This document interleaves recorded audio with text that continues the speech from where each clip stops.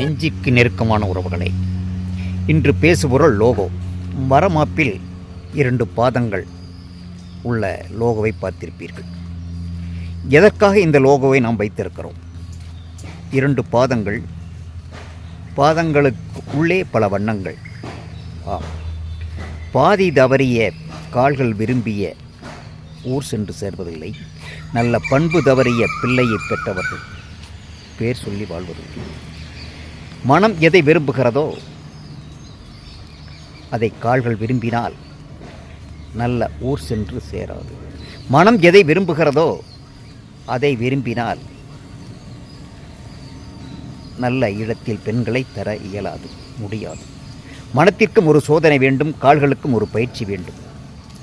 இந்த இரண்டையும் மனமும் கால்களும் ஒன்றாக சேர வேண்டும் என்பதற்காகத்தான் பாதத்தை நம் லோகோவாக, நம் அடையாளமாக வைத்திருக்கிறோம். நன்றி உறவுகளே.